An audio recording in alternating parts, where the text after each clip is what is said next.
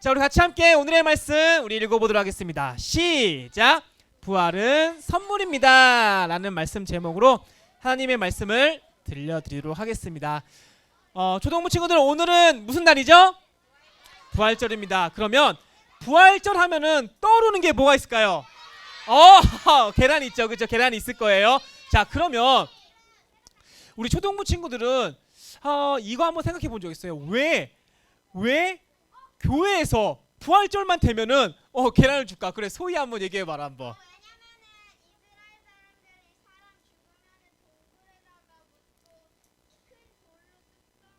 뚜껑? 네. 네.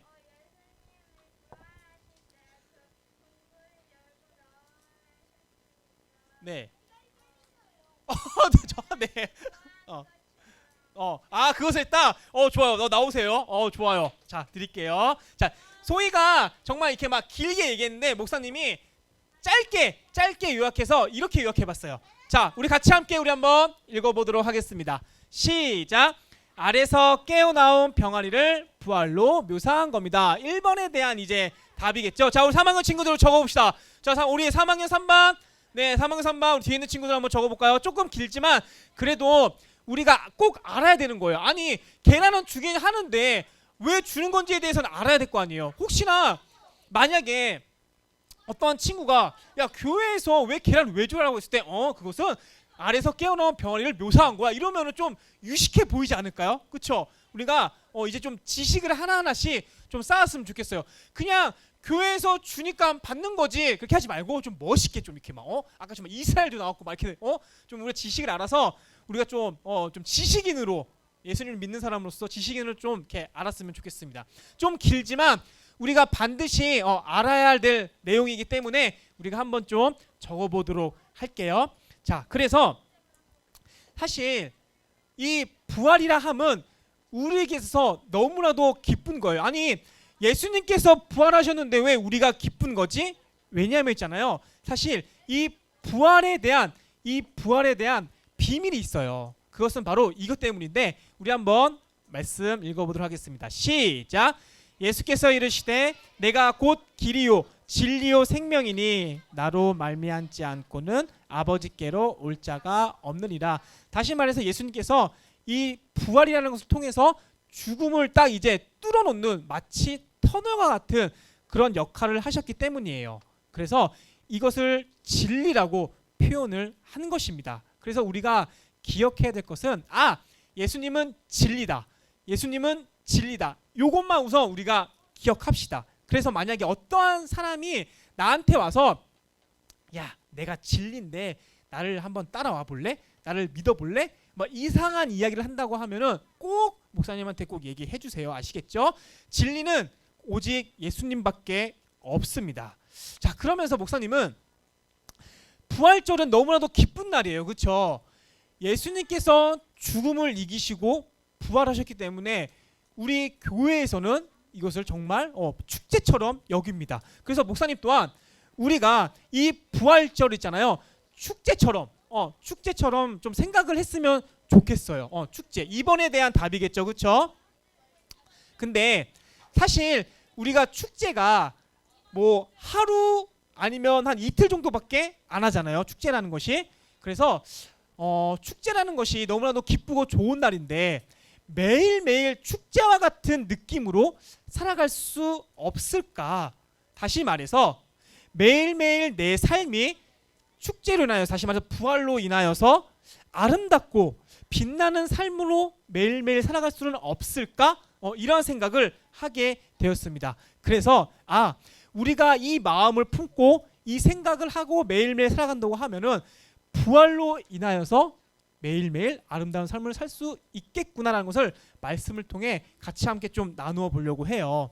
오늘 우리가 읽은 말씀은 창세기와 요한복음입니다. 자, 그러면 창세기부터 볼 텐데 누가 창세기 3장 1절 위에 있는 제목을 읽어줄 친구. 창세기 3장 1절 위에, 자 친구, 자 시온이야 시작.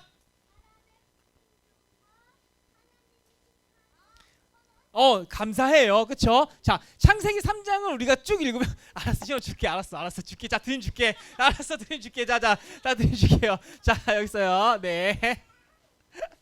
자, 창세기 3장 내용을 읽어보면은 우리 초등부 친구들이 너무나도 잘 알고 있는 내용이에요. 그쵸? 자, 그러면 급발진 퀴즈 나갈게요. 잠깐, 목사님 잠깐 드림 있나? 드림 있네요. 드림 있어요. 자, 드림 있습니다. 1드림이죠. 자, 안 해요? 하지 마요. 그러면 하나님께서 이 세상을 만드셨는데 무엇으로 만드셨을까요? 자, 맨 뒤에 있는 친구. 자, 친구 저 검색. 하나, 둘, 셋. 땡. 자, 친구. 하나, 둘, 셋. 땡. 자, 뒤에 하나, 둘, 셋. 땡. 아니에요. 자, 지용이 하나, 둘, 셋. 아니에요. 자, 친구 하나, 둘, 셋. 정답. 자, 나오세요. 자, 좋아요. 자, 그렇죠.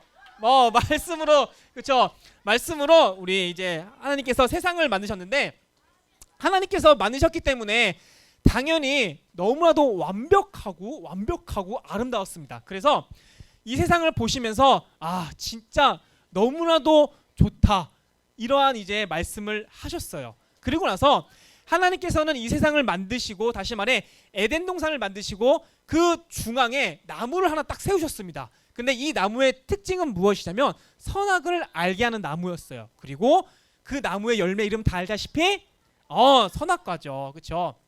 그런데 어느 날 일이 생겼죠. 우리 또 뱀이 또 이제 하와에게 가서 이런 얘기를 합니다. 정말 하나님께서 그 선악과 먹지 말라고 해? 난 아닌 것 같은데? 라고 하면서 계속해서 이제 유혹을 하죠. 그러다가 그 유혹에 넘어가서 하와는 선악과를 먹게 되었고, 그리고 나서 자신의 남편이 아담에게도 이제 선악과를 먹여서 뭐가 들어왔냐면 바로 뭐가 들어왔죠? 이 세상에 다시 말해서 하나님의 말씀을 듣지 않아서 에덴 동산에 없었던 것이 생겨났습니다. 그것이 바로 죄라는 것이죠. 자, 그러면 우리 초등부 친구들은 하나님의 말씀을 듣지 않는 것, 죄라고 우리는 알고 있습니다. 그렇죠? 이것은 아마 유년부 때 많이 배웠을 거예요. 그러면 우리가 이제 3학년, 4학년이잖아요. 그러면 좀 뭔가 이제 유식한 걸 좀 알아야 할 텐데, 죄가 무엇일까? 이 죄의 뜻이 무엇일까라는 것을 목사님 좀 유식하게 조금 이제 알려드리도록 할게요. 그래서 나중에 혹시 누군가가 물어본다고 하면은 죄란 이런 거야 라고 하면 되는데, 그것이 무엇이냐면 우리 같이 함께 우리 읽어보도록 하겠습니다. 시작. 관역에서 벗어나다.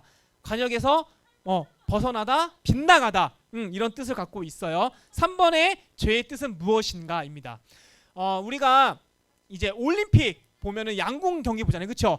양궁 선수들이 활시를 당겨서 팽 하면은 슝 날아가서 관역에 딱 맞춥니다. 그때 필요한 것이 바로 집중이에요. 집중. 우리가 양궁 선수를 보면은 바로 땡기지 않습니다. 어느 정도 숨도 고르고요. 그리고 시간을 어느 정도 보냅니다. 그때 집중하는 거죠. 그렇죠? 정확하게 맞추기 위해서. 마찬가지로 있잖아요. 우리 또한 말씀이라는 그 관역에 늘 항상 집중을 해야 돼요. 다시 말해 성경책이겠죠. 이 성경에 나온 말씀들을 집중을 해야지 우리가 이 말씀에 벗어나지 않고, 다시 말해 죄를 덜 짓게 된다는 것이죠. 그래서 이 아담과 하와는 있잖아요. 관역을 벗어났기 때문에, 하나님에 대한 그 말씀을 벗어났기 때문에 죄를 짓게 됐고요. 그리고 나서 벌을 받습니다. 이 벌이 무엇인지를 우리 한번 말씀을 통해 한번 좀 알아보도록 할게요. 시작. 또 여자에게 이르시되 내가 내게 임신하는 고통을 크게 더하리니 내가 수고하고 자식을 낳을 것이며 너는 남편을 원하고 남편은 너를 다스릴 것이니라 하시고, 아담에게 이르시되 내가 내 아내의 말을 듣고 내가 내게 먹지 말라 한 나무의 열매를 먹었은즉 땅은 너로 말미암아 저주를 받고 너는 내 평생에 수고하여야 그 소산을 먹으리라.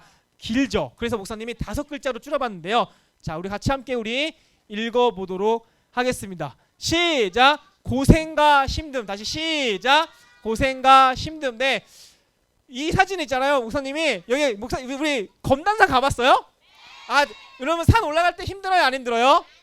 아, 그래요? 목사님은 저렇게 힘들어갖고 저기 누웠어요, 중간에. 진짜 왜 이렇게 힘든 거야? 너무 힘들었는데, 우리가 살다 보면 있잖아요, 힘듦도 겪고요, 고생하는 것도 겪습니다. 또 한번 물어볼게요. 우리 초등부 친구들 공부하는 거 쉬워요, 어려워요? 아, 쉬워요? 목사님은 굉장히 어려웠어요. 네, 영어 단어 하나 외우는데도 너무나도 어려웠고, 정말 공부하는 게 너무 힘들고요. 막 수학 문제 푸는 것도 너무나도 막 힘들었어요. 사실 이 모든 게 있잖아요, 사실 죄 때문에 생긴 거예요. 우리가, 아니죠, 하와가 만약에 죄를 짓지 않았다고 하면은 이 힘듦이라는 것도 우리가 겪지 않을 수가 있었어요. 그래서 목사님은 나중에 천국 가면은 꼭 하와 할머니한테 이렇게 묻고 싶어요. 왜 선악과를 왜 먹었습니까? 왜 먹어서 왜 이렇게 우리가 고생합니까? 라고 한 번쯤은 저렇게 한번 좀 물어보고 싶습니다. 자, 그런데 우리가 중요한 게 있어요. 이 죄 때문에 있잖아요, 우리가 잃어버린 것이 있습니다. 4번인데요. 4번에 죄 때문에 잃어버린 것이 있다고 목사님이 이제 기록했죠. 과연 그 잃어버린 것이 무엇일까? 자, 우리 한번 읽어보도록 하겠습니다. 시작. 선을 행할 능력을 잃어버렸다. 다시 말해서 선을 행하고 싶은 마음이 사라진 거예요. 다시 얘기할게요. 선을 행하고 싶은 마음이 없어졌다는 것입니다.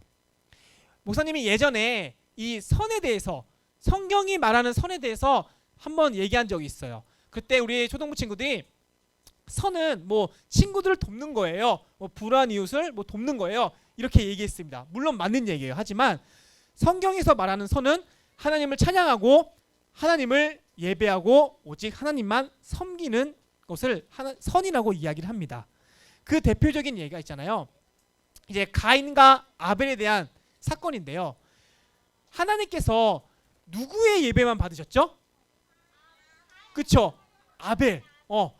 가인의 예배는 받지 않으셨어요. 그래서 가인이 화가 난 거죠. 아니, 하나님께서 왜 예배를 안 받으시지? 그렇게 생각을 했고, 그리고 나서 들에 이제 자신의 동생이 아벨을 불러서 나쁜 짓을 하였습니다.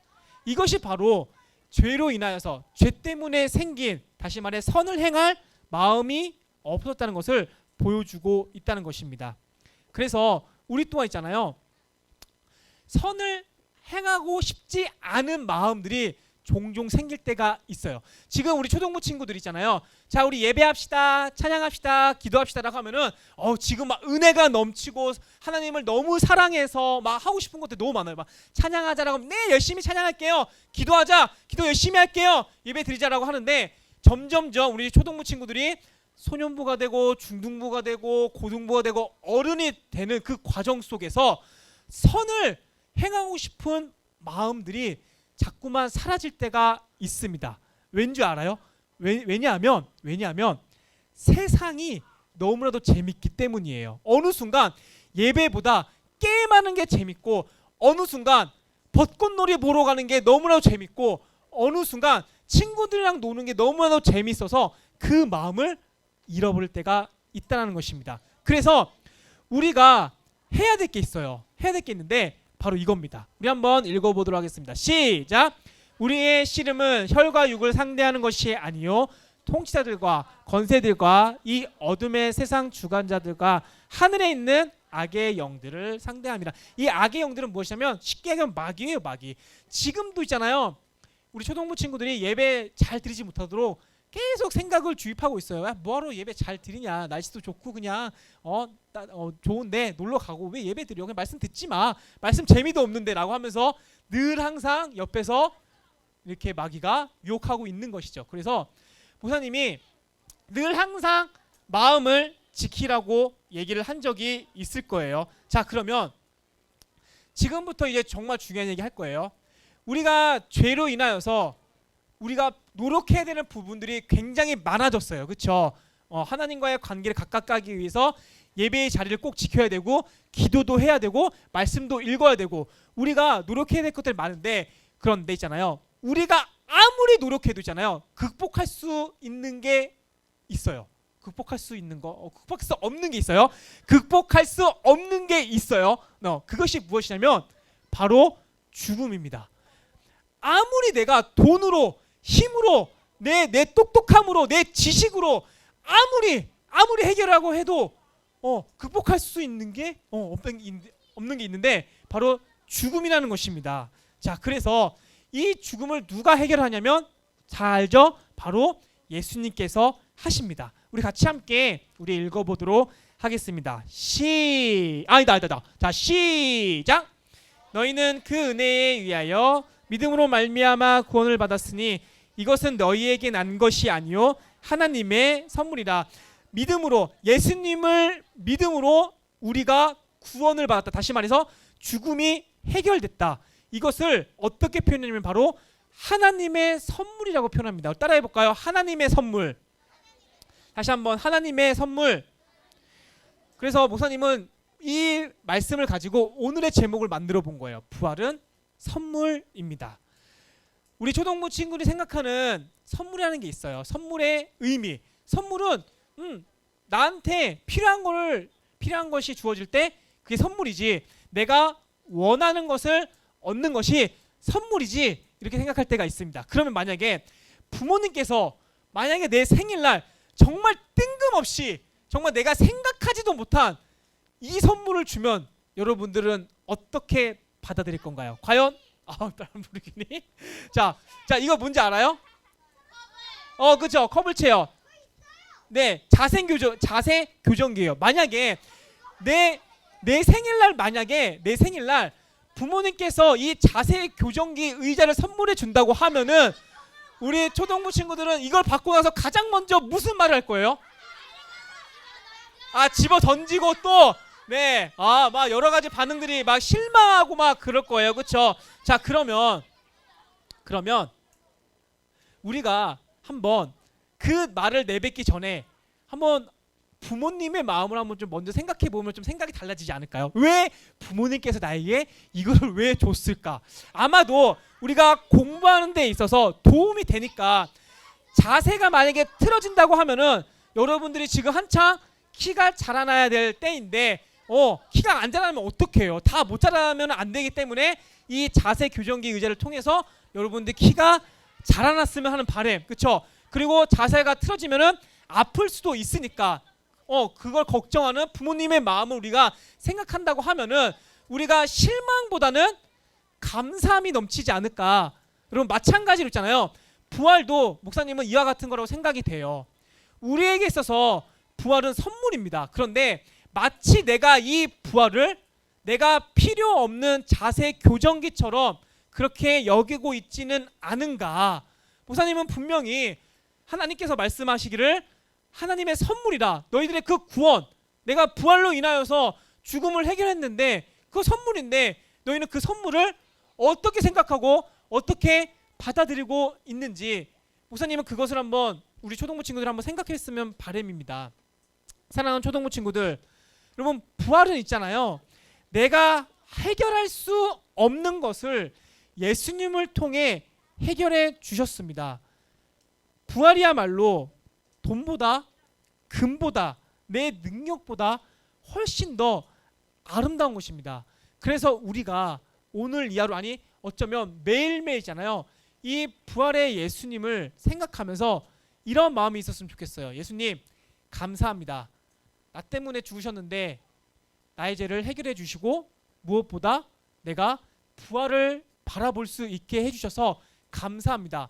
우리가 이 감사하는 마음이 있다고 하면 나에게 있어서 부활은 그냥 단 하나의 그냥 어떠한 기념이 아니라 축제가 될 것이고, 더 나아가서 내 삶이 더욱더 아름답게 될 수 있는 신비의 단어라고 목사님은 얘기하고 싶어요. 우리가 마술을 볼 때에 또한 어떠한 처음 것을 볼 때 우와 신기하다라고 그렇게 얘기한 적이 있습니다. 그렇죠? 왜 신기할까요? 처음 봤기 때문에. 마찬가지예요. 우리가 오늘 이 시간 부활이라는 것을 감사로 여긴다고 하면 내 안에 그 신비로움이 있을 것입니다. 사랑하는 초등부 친구들, 부활, 이 부활을 감사로 생각했으면 좋겠어요. 그럴 때 여러분들의 인생이 더욱더 빛나게 될 것이고 아름답게 될 것입니다. 이와 같이 되길 예수님의 이름으로 축복합니다.